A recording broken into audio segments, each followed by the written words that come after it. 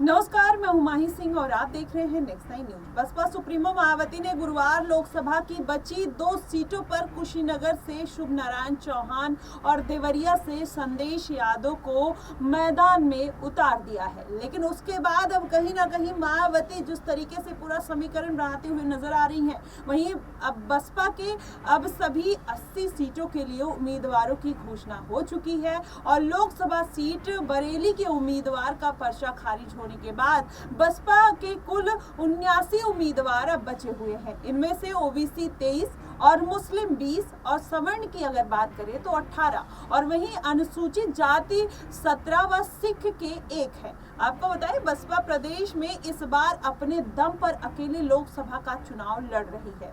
खास बात यह है कि बसपा ने जातीय समीकरण के हिसाब से उम्मीदवारों का चयन करते हुए मुस्लिम पर बड़ा दांव खेला है और इस बिरादरी के 20 उम्मीदवार दिए हैं और इससे सपा कांग्रेस गठबंधन को नुकसान होने की संभावना भी जताई जा रही है, क्योंकि मायावती ने इस बार जो सोच समझकर फैसला लिया है, ऐसे में माना जा रहा है कि मायावती कहीं ना कहीं अखिलेश यादव और इंडिया गठबंधन का पूरा समीकरण बिगाड़ सकती है। आपको बताएं, बसपा सुप्रीमो ने मुस्लिम उम्मीदवार देकर बंटवारे की चाल चल दी है। प्रदेश में करीब 29 सीटों पर मुस्लिम आबादी अधिक है, वहीं बसपा सुप्रीमो ने इस बार सर्वाधिक 13 सीटों पर उम्मीदवार बदल दिए हैं। वहीं आजमगढ़ और संत कबीर नगर से तो 3-3 बार उम्मीदवार बदले गए। अधिकतर सीटों पर तब उम्मीदवार बदले गए जब भाजपा और सपा कांग्रेस गठबंधन के उम्मीदवार घोषित हो गए और जौनपुर में तो करीब रात 12 बजे उम्मीदवार बदलने का फैसला किया गया। आपको बता दें,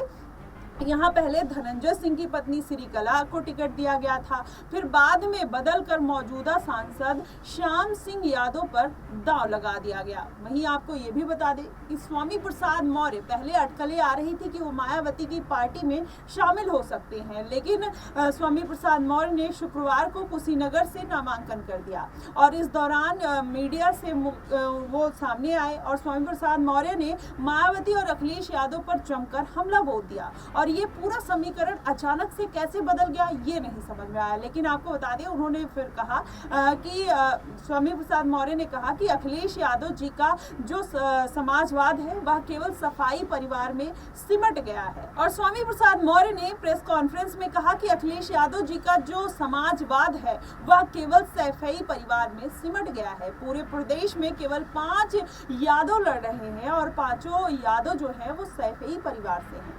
आपको बता दें, अखिलेश यादव और उनकी पत्नी डिंपल यादव और भाई धर्मेंद्र यादव, शिवपाल यादव का बेटा और राम गोपाल यादव का बेटा, ये 5 यादव ही एक परिवार से हैं और यही चुनाव लड़ रहे हैं। उन्होंने कहा कि अब समाजवादी पार्टी का आईना सबके सामने आ गया है। स्वामी प्रसाद मौर्य ने अखिलेश यादव को अपने गिरेबान में झांकने की नसीहत दे डाली। आपको बता दें, वहीं बहुजन प्रमुख मायावती ने भतीजे आकाश आनंद को अपने उत्तराधिकारी और पार्टी के नेशनल कोऑर्डिनेटर के पद से हटा दिया। इस पर भी स्वामी प्रसाद मौर्य ने अपनी प्रतिक्रिया दी। उन्होंने मायावती पर गंभीर आरोप लगाए हैं। उन्होंने कहा है कि बीजेपी को खुश करने के लिए मायावती ने इतना बड़ा कदम उठा दिया कि अपने भतीजे को ही पद से उतार दिया। स्वामी प्रसाद मौर्य ने कहा कि आकाश आनंद ने कहा कि भारतीय जनता पार्टी आतंकवादियों की पार्टी है, तो इसमें क्या गलत कहा। और इसके बाद मायावती ने आकाश आनंद को नेशनल कोऑर्डिनेटर के साथ साथ उत्तराधिकारी पद से हटाने का काम किया है। कहीं ना कहीं वो भारतीय जनता पार्टी के प्रेशर में आकर काम करते हुए नजर आई। लेकिन आपको बता दें, जिस तरीके से मायावती और मौर्य के साथ आने की खबरें आ रही थी, ऐसे में माना जा रहा था कि वो जल्द से जल्द साथ आएंगे और कहीं ना कहीं उनका गठबंधन हो सकता है। लेकिन क्या कुशीनगर सीट को लेकर इन दोनों को आपस में जिस तरीके से लड़ाई चल रही है, दलितों को लेकर लड़ाई चल रही है,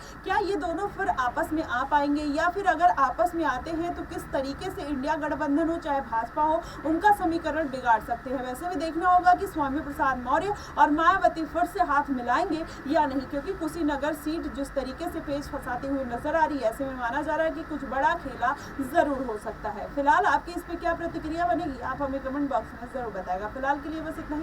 देश और दुनिया की तमाम खबरों के लिए हमारे साथ बने रहिए नेक्स्ट 9 न्यूज।